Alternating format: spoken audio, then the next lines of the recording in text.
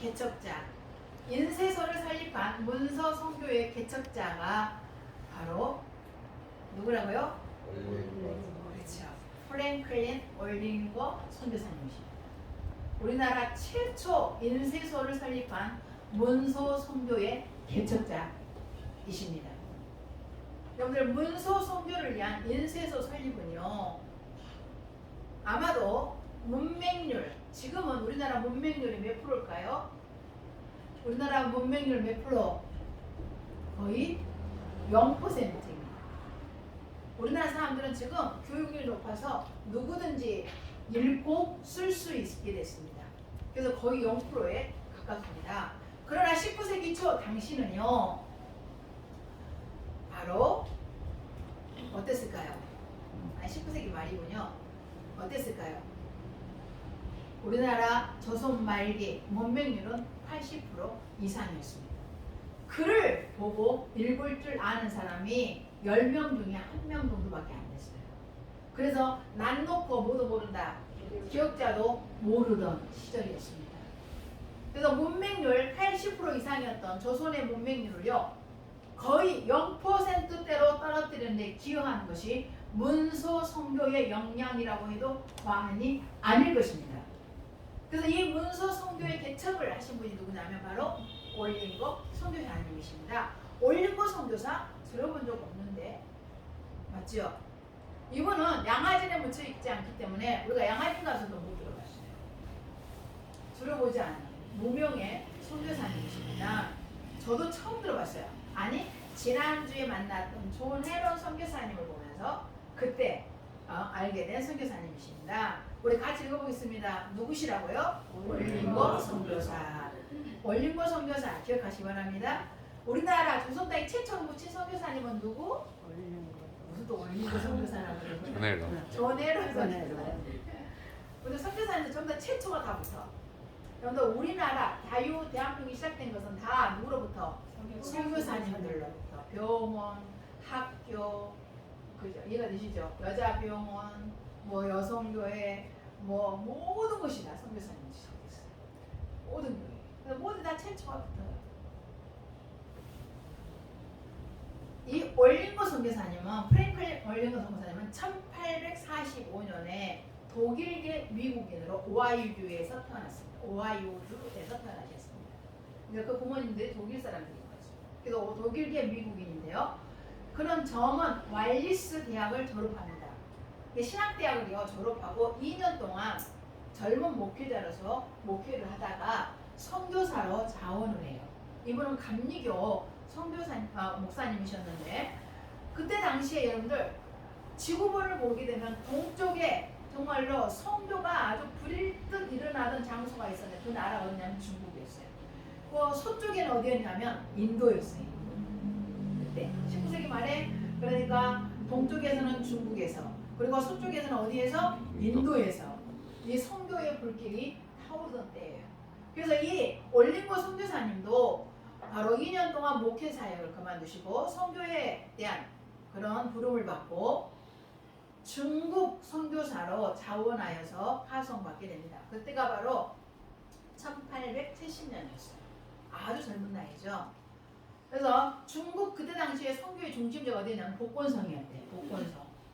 복권성의 수도 복주라고 하는 곳에서 바로 사역을 하게 되는데, 여러분들 우리나라에 들어오던 모든 선교사님들, 특별히 중국을 통해서 우리나라에 들어온 선교사님들에게 가장 큰 영향력을 끼친 선교사님 한 분 계시는데 맥클레이 선교사님이라는 분이에요. 그분은 일본과 중국을 오가면서 바로 조선으로 들어온 선교사님들의 다리 역할을 했어요. 브릿지 역할을 했어요.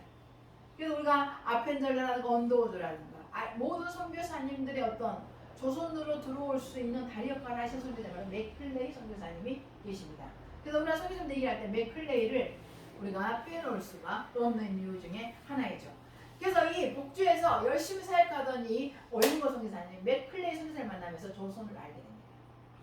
조선을 알게 되는데요. 그때 바로 중국의 3자 정책이 시행돼요. 그런데 3자, 지금도 중국에 무슨 교회가 있어요? 3자 교회가 있습니다. 3자 교회. 그리고 삼자라고 하는 것은 의미가 있겠죠. 석삼자예요. 이게 세 가지라고 하는 정책을 쓴다는 거예요.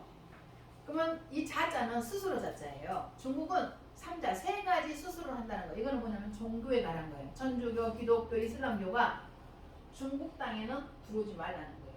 그러기 위해서 삼자 정책을 쓰는데요. 자전, 그 다음에 자판, 자양이라고 하는 삼자예요.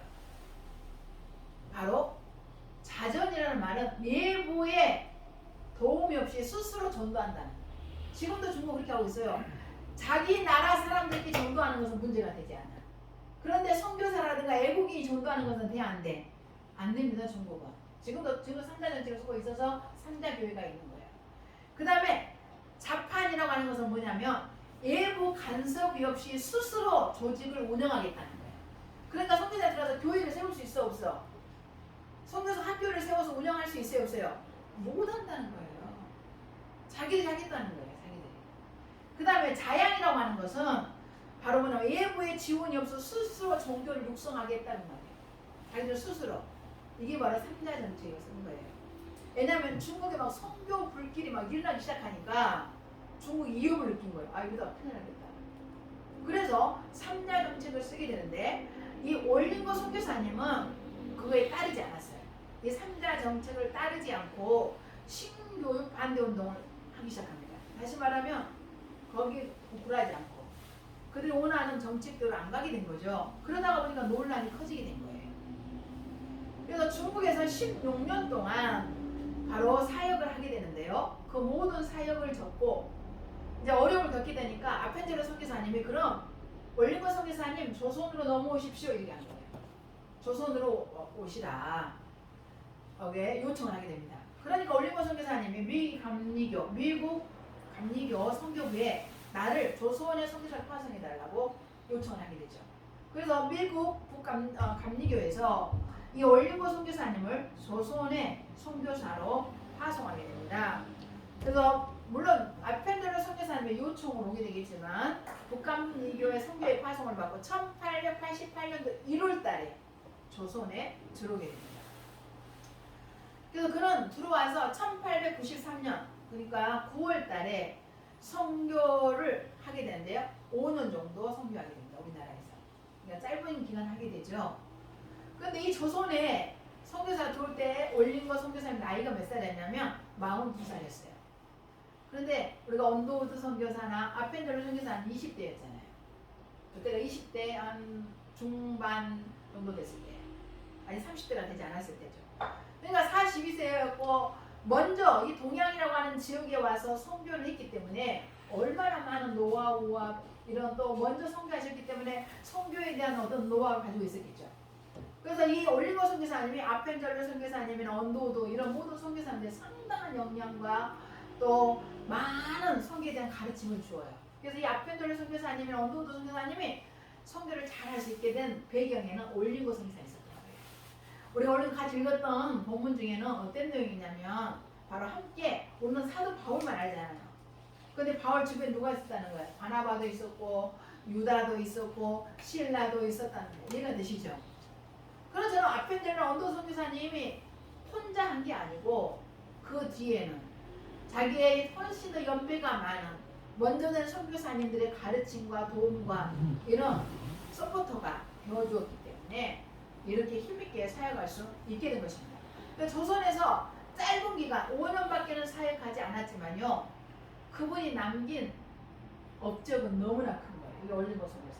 이 올링고 선교사님은 인쇄와 출판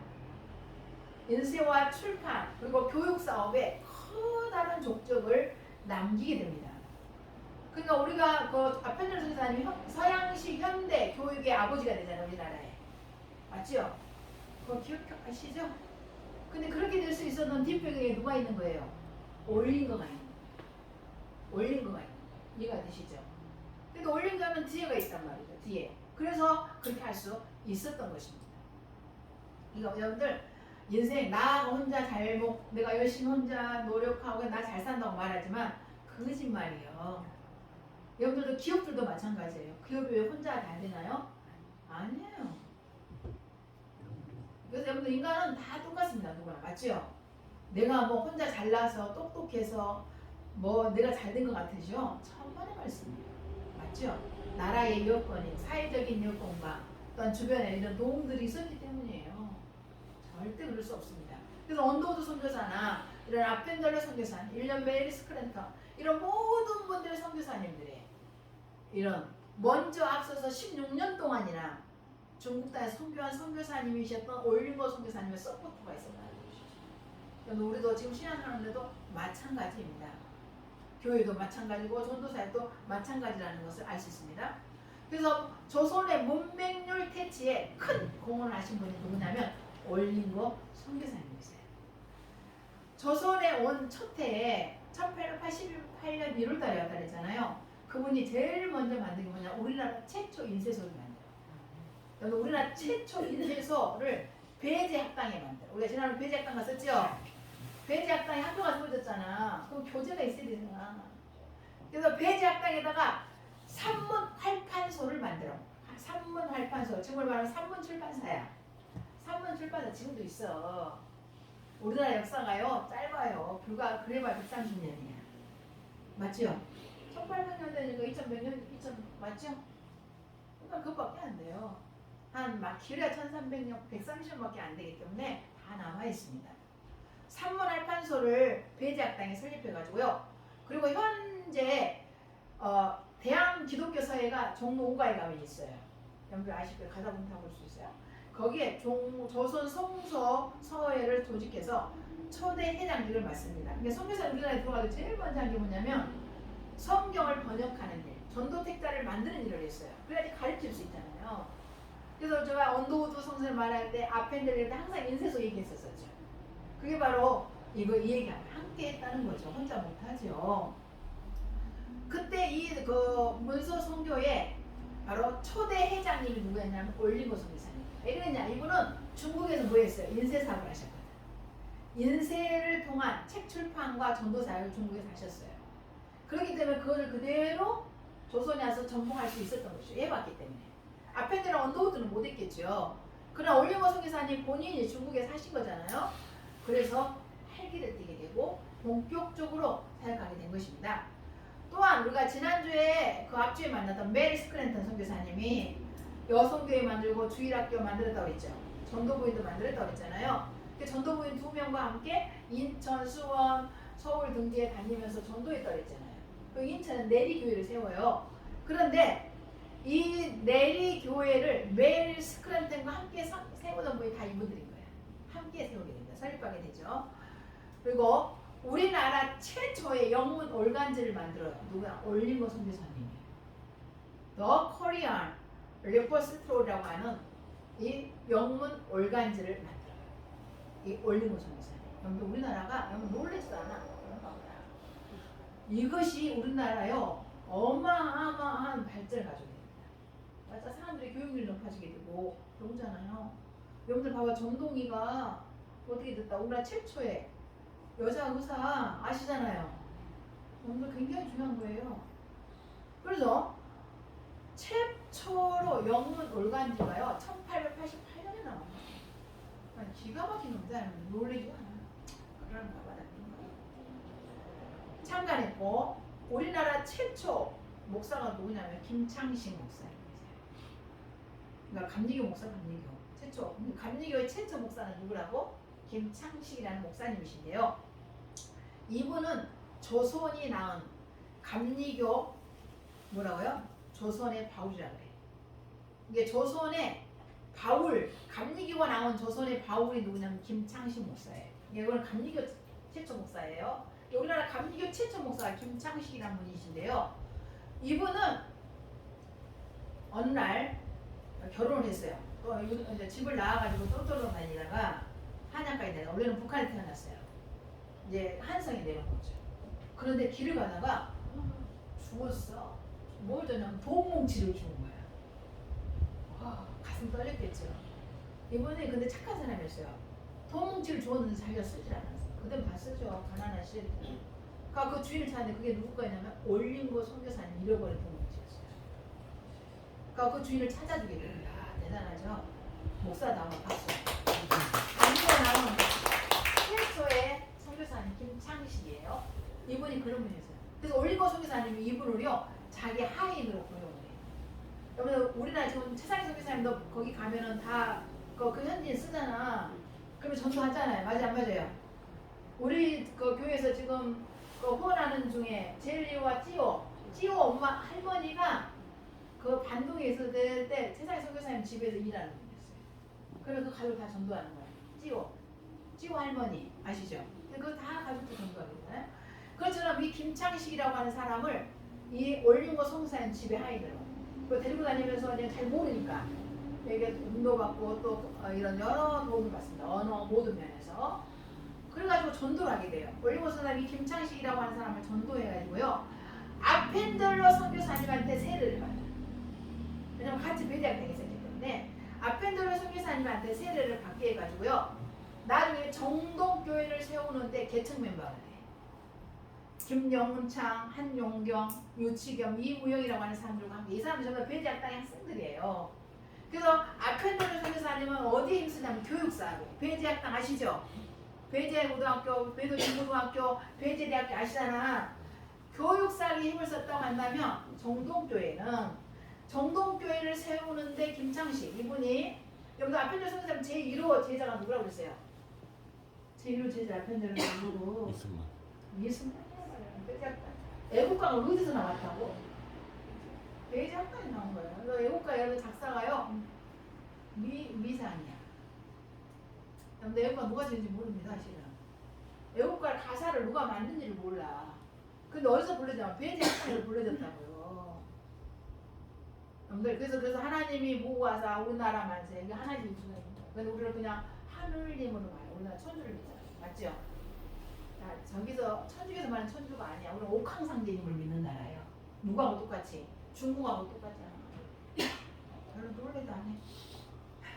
그래서 그를 뭐라고 그래? 하늘님으로 부르거든요. 그래서 우리나라 신화에 보면 옥황상제의 아들 한웅이 내려가지고 곰하고 호랑이 데리고 뭐 마늘 석 달 먹으면 어쩐다고 사람 된다고 그랬더니 호랑이는 안 먹고 나가버리고 곰이 뭐가 여자 됐다면서 그가 우리가 한웅이하고 곰 사이에 태어난 민족이라며 말이 되겠어 안 되겠어요? 우리가 다 곰 새끼들이요. 근데 그게 알아봤더니 그 알타이 산맥을 넘으면서 인구가 이렇게 넘어오죠. 지금도 러시아 있잖아요. 그쪽에 가면은 곰을 숭배해. 거기에 다 영향이 있어요. 그래서 곰을 잡으면 그 머리를요, 이 방이죠. 이런 데다가 실형을 만들어. 실형 아시는?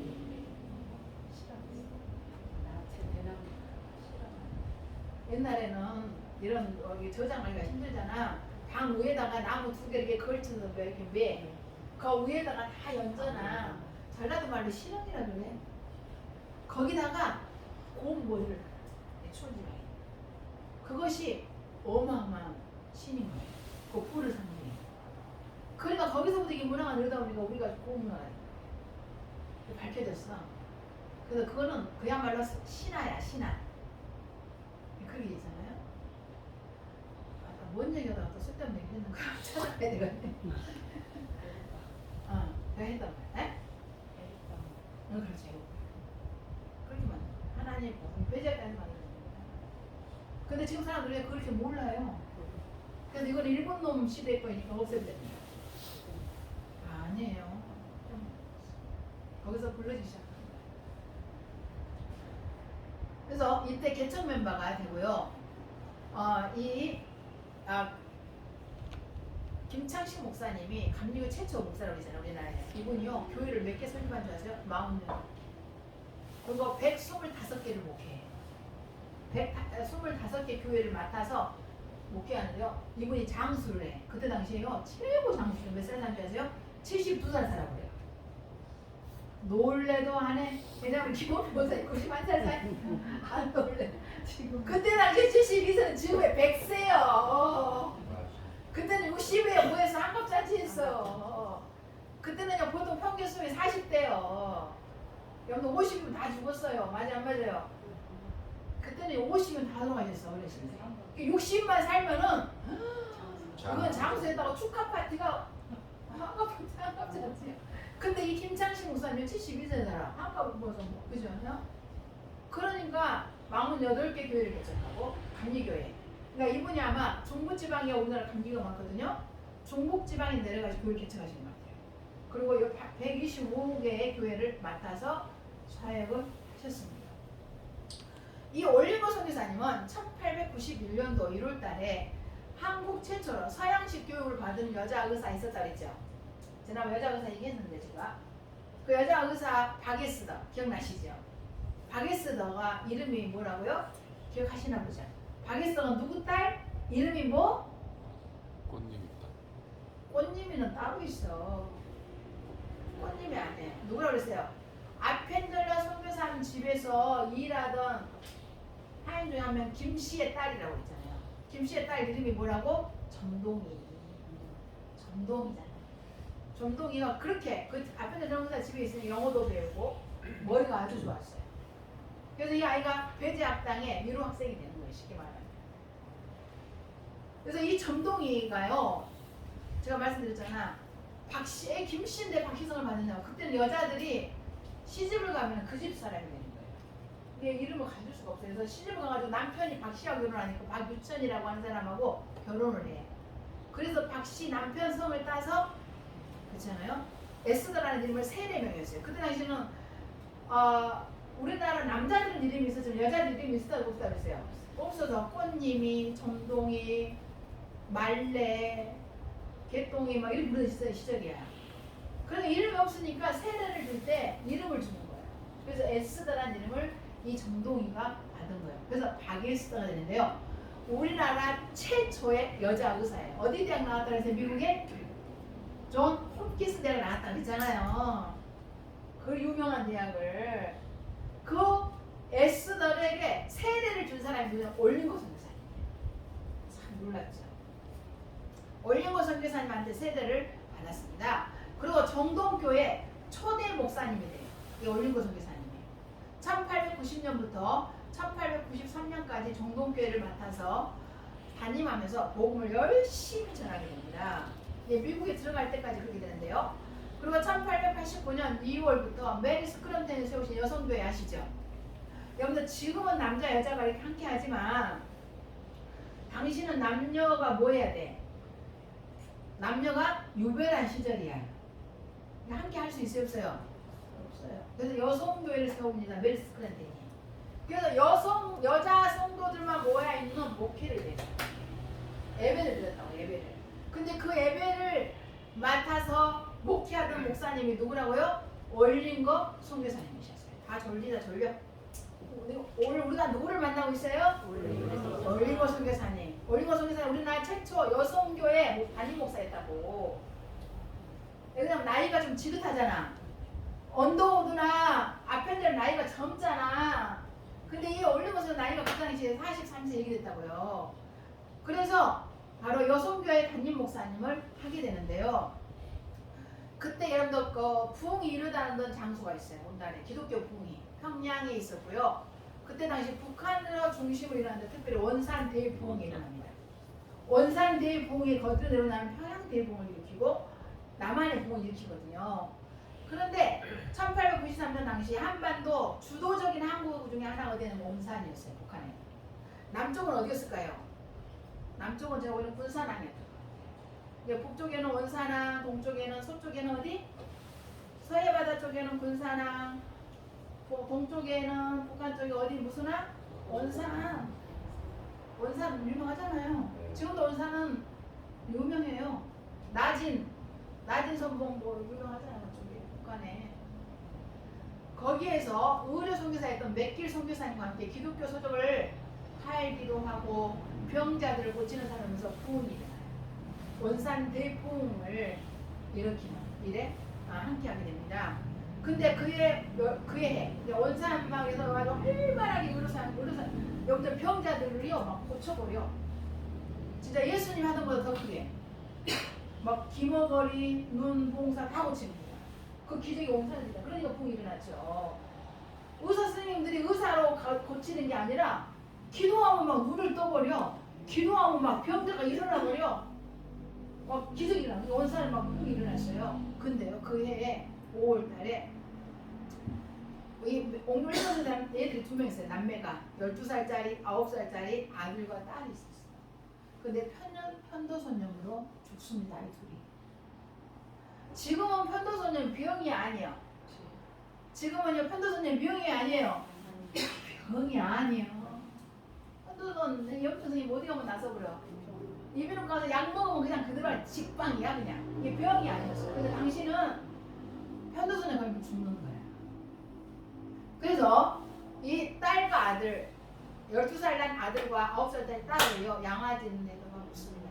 당시 서양 어린아이 그러니까는 조선에서 죽은 최초의 서양 어린아이들이에요. 이 두 명. 조선에서 죽은 서양의 뭐예요? 어린이들. 이 아이들이 양화진에 지금 현재 묻혀 있어요. 그래서 이 양화진의 자식을 묻은 이 올림고 선교사님 부부는요 미국으로 1893년도에 안식년 겸해서 들어가게 됩니다. 박 씨는 조선에 안 들어와요. 너무 상처가 컸던 거예요. 자식을 두기 위해서.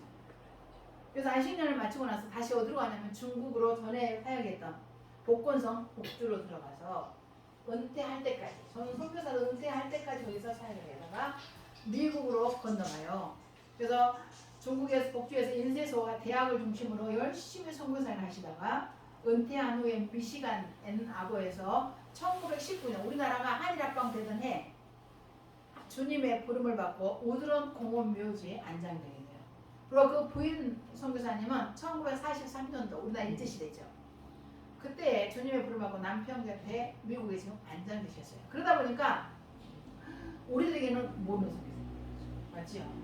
그리고 뭐 인쇄소를 만들긴 하셨지만 그것이 뭐 이렇게 드러나지 않잖아요. 우리가 몰랐던 거죠. 근데 띄워주시 바랍니다. 그 그림을 올림고 선교사님 조선한 전도책자가 아주 유명한 게 있어요.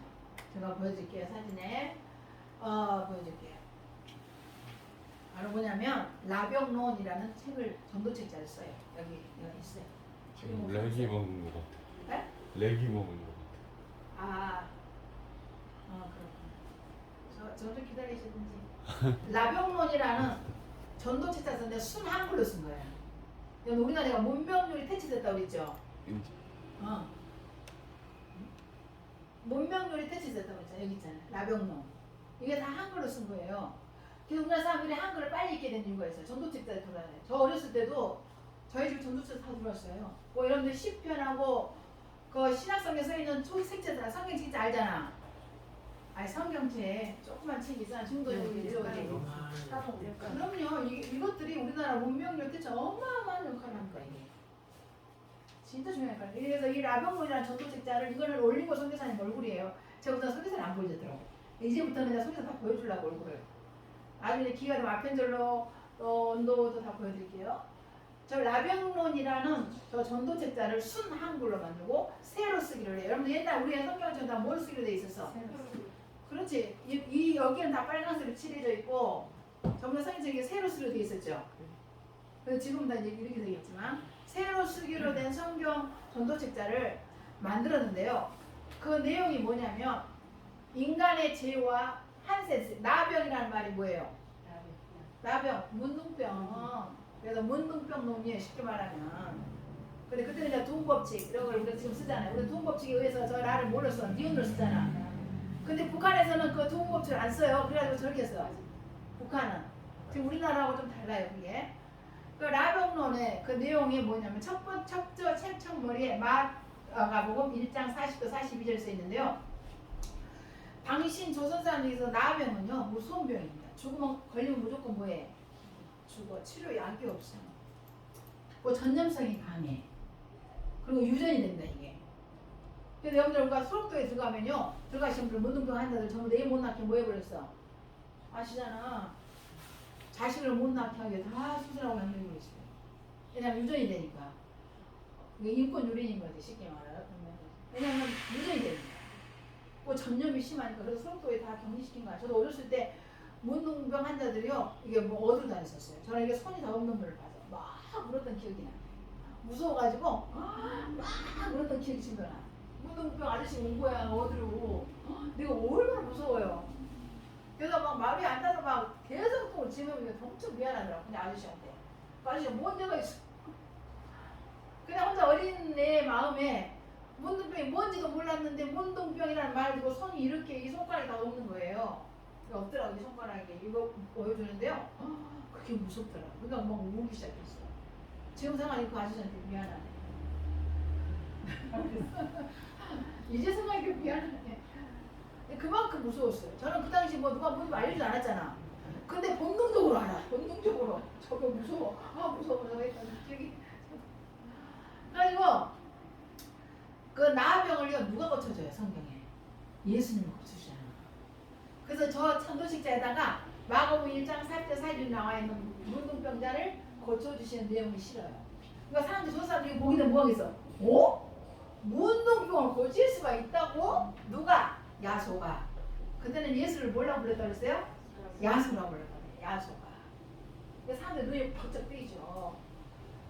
그래서 그걸 싫었습니다. 그래서 올린 거는 이 병의 속성 그리고 죄의 속성이 너무나 똑같다는 것을 알았어요. 여러분들 죄의 속성이 뭘까요?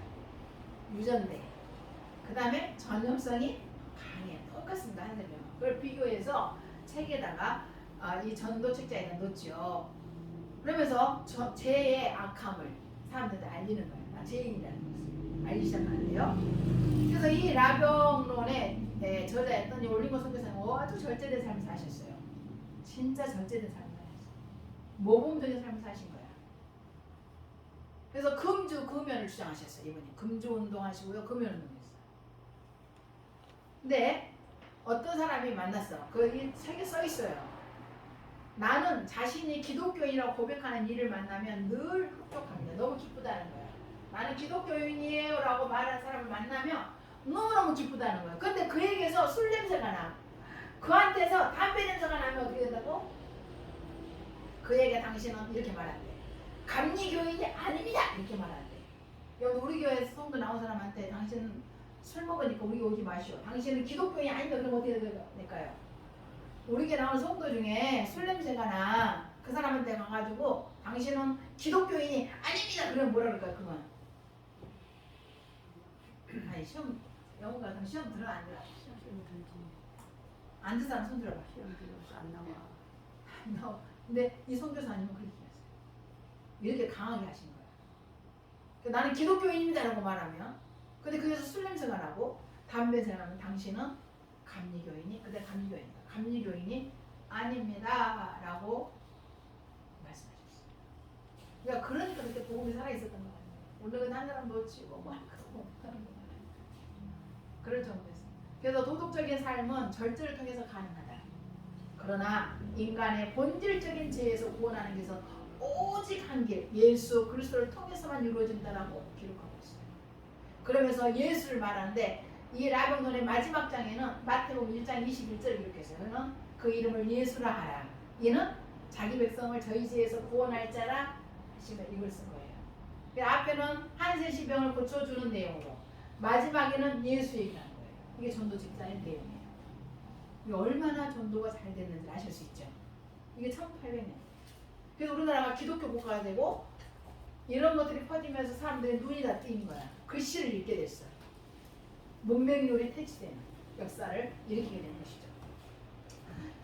그래서 이러한 전도 척장을 발행한 것이 아니라 설교학과 목회학 교수도 발행을 하셔가지고요. 중국과 일본에서 신학교재로 채택돼서 가르쳐져요. 그러면서 여러분들 나는 잘 몰라요. 우리 옛날 예수 믿으신 분들 알까요? 감리교 찬송가 책이 따로 있었고요. 장로교 찬송가 책이 따로 있었어요. 따로 있었어요? 없었어요? 있었어요. 감리교 찬송가 책의 찬송가 번역본을 전부 다 올린 것은 몰래도 안 해. 상당수의 서양의 찬송가를 번역해서 우리나라 찬송가 책에 실은 사람이 올린 거라고. 감리교 찬송가 책에. 아시겠어요? 그래서 합쳐지면서 우리 찬송가에도 들어와 있어요. 이해가 되시죠? 다는 안 들어와 있어요. 또 들어와 있어요. 합쳐지면서. 그런 연고로 후대 기독교 역사학자들에 의해서 어떻게 평가를 받고 계시냐면 미국 북감리교의 초기 선교신학을 대변한 선교사로 19세기 말 선교신학의 주요 흐름이었던 기독교 문명론 한국과 일본, 중국 선교 현장에서 구현한 선교자다라고 평가를 받고 있습니다. 근데 우리나라는요 평가도 안 해줘. 이제서야 겨우 그 얘들이 묻혀 있잖아요. 우리가 양아지 가봤지만 얘들 무덤은 한쪽에 있어가지고 그냥 다 이렇게 하나 누군지도 몰라잖아요. 그게 보셨죠? 기억나죠? 그래서 이번에 거기에다가 이 올리버스사님 묘비석을 주었어요. 인자상. 진짜 너무 미안한 거야. 내가 지난 조련사에서 보는 거 너무 미안한데 너무 미안한 거야. 내가 너무했잖아. 진짜 우리나라 사람들 진짜 너무한 거야. 오늘날 이런 일 생기는 거 진짜 어쩌면 당연한 거야. 하나님 그렇게 오랫동안 우리를 주셨잖아요. 그분의 피, 그분들의 헌신, 자식을 잃는 분들 보세요. 여기 와가지고 자식을 원산에 다니면 이러시면 얘를 돌 바꿔서 못 돌보겠어. 못 돌본 거야. 그래서 편도선이 걸린 거야. 원산이 있었거든요. 근데 우리는 그걸 푸대대했어요. 진짜 오늘 너무한 거야. 진짜 회개해요. 무명의 아니 알려지지 않은 선교사님 헌신과 복음 전도로 말미암아 흑암의 그늘에 앉은 땅이 복음의 빛으로 오늘날과 같은 은총을 누리게 된 것입니다. 본문은 우리가 가지고 있던 본문입니다. 복음 사역에 여러분들 복음 사역 혼자 한다, 동력자와 함께 한다. 하나님은 독채하는 것을 좋아하지 않아요. 여기 함께하는 게 기록되고 있어요. 여러분들 이거는 지금 총회를 갔다 와서 바로 뭘 통해서 구원 얻느냐, 오직 율법에 할례를 행해야 되느냐, 율법을 지켜야 되느냐, 아니면 예수만 믿어야 되느냐 하고 총회를 열었죠. 그래서 결론 어떻게 났어? 예수를 믿는 것으로만 구원 얻는다라고 그 편지를 전하고요. 유다와 실라, 바울과 바나바가 모여서 가르치고 또 복음을 전파하는 일이 기록되고 있죠. 그 안쪽에서 똑같습니다. 우리나라가 그때 당시에 그 일이 벌어졌던 거예요. 그래서 우리가 35절을 같이 읽어볼까요? 시작! 바울과 바나바는 안디옥에서 기도하며 수다와 다른 사람들과 함께 주의 말씀을 가르치며 전파하였다. 올림보 선교사님 이렇게 일하는 거예요. 우리는 아펜델로만 알고 원도우드만 알지만 그 뒤에서 이 어마어마한 서포트를 하신 분이 올림보 선교사님이었다는 것을 알 수 있습니다. 나 같은 사람이 어떻게 전도할 수 있나? 여러분 그렇게 생각하십니까? 하지만 우리 모두가 함께 동력한다면 할 수 있습니다. 하나님 나라를 함께 연합하여 이루어가는 나라이기 때문에 그렇습니다. 우리가 지난주에 그랬잖아요. 우리가 좋은 회론을 살자. 좋은 회론을 35세부터 살자 그랬죠. 살고 계신가요? 살고 계시 안 살고 계셔? 안산에 안산에 사셔야 돼. 여러분들 천국 가면 허리에 회론이 막 달려와가지고 내 손을 꽉 잡으면서 뭐라 그럴까? 감사합니다. 내가 다 못당한데 35세부터 살아줘서 그럴 거라고 저는 믿습니다. 내 말 거짓말 아니다. 진짜야 진짜야. 여러분들 가자마자 새로운 성기사님 나한테 막 달려와가지고 내 손을 팍싹 잡으면서 너무 고마워요. 잃어버린 나를 알려주고 35세 내 인생을 살아줘서 너무 감사해요. 그 사는 것이 어떻게 하는 거라고? 시작! 어메 모르네 예수님 믿으세요. 무슨 예수님 헤롯 선생 죽을 때 뭐라 그랬다 그랬어? 하나님 천사 같은 얼굴 하고서 뭐라 그랬어? 조선 사람들을 쳐다보면서 예수님을 믿으십시오. 예수님은 여러분을 사랑하십니다. 그렇지. 또 적어놓고 보는 거야 또. 그리고 눈을 팍 감았다 그랬잖아. 그분의 마지막 말이 뭐였다고? 예수님을 믿으십시오. 예수님은 당신을 사랑하십니다. 그것이 자기가 마지막 눈 감면서 하는 말 우리한테 전해준 거예요. 이게 우리도 그렇게 그 30을 살아야 된다고. 아멘? 다음 주도 물어보면 몰라 그러시면 안 돼. 아셨죠? 그리고 연합해 사는 올리고 살죠.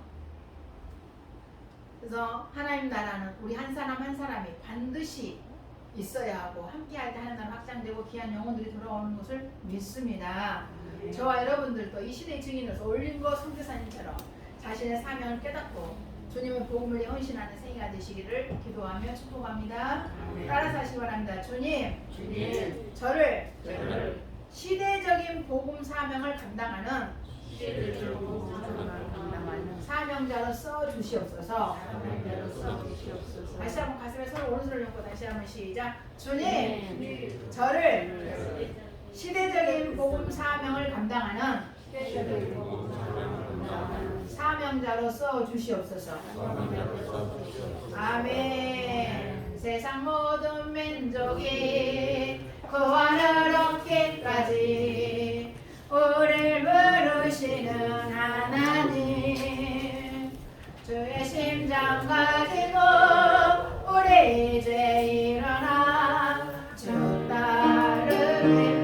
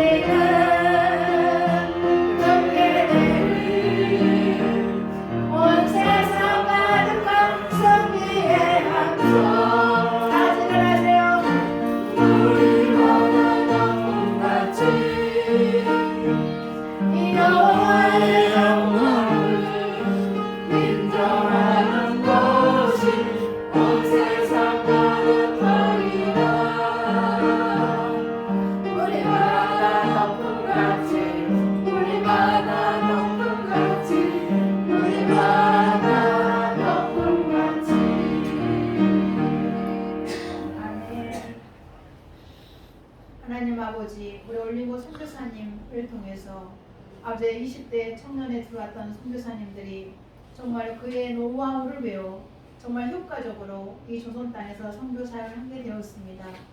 그런 무명의 이름이 없는 선교사님으로 알려져 있지만 그의 헌신이 없었다면 아펜젤러가 원도우드가 메리 스크랜턴이 윌리엄 스크랜턴과 그의 많은 선교사님들이 이 조선 땅에서 효과적으로 사역할 수 없었을 것이라는 것을 알게 해주셔서 참으로 감사합니다. 우리는 바울만 알지만 그 옆에 바나바가 있었고 유다와 실라가 있었기에 아버지 하나님 동력하여 함께 복음을 땅끝까지 전할 수 있게 되었다는 것을 말씀하고 있습니다.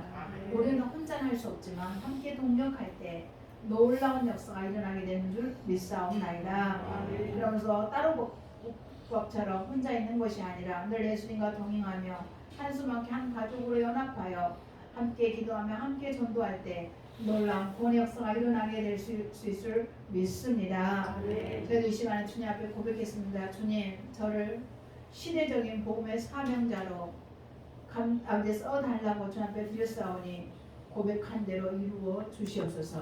은혜에 감사하여 신앙 고백을 담아 각각 명모전 헌물들 지금 손에 올려 봉헌하오니 받아주시고 주님 영광이 하여 뜻대로 쓰시옵소서. 우리 성도님도 한 주간 성령의 능력을 보이셔서 복음의 확신 속에서 정말 예수님 믿으세요, 예수님 당신을 사랑합니다라고 고백하며 함께 동력하는 한 주간 되게 하옵소서. 예수님의 이름으로 축복하고 기도합나이다. 아멘. 주셔보겠습니다.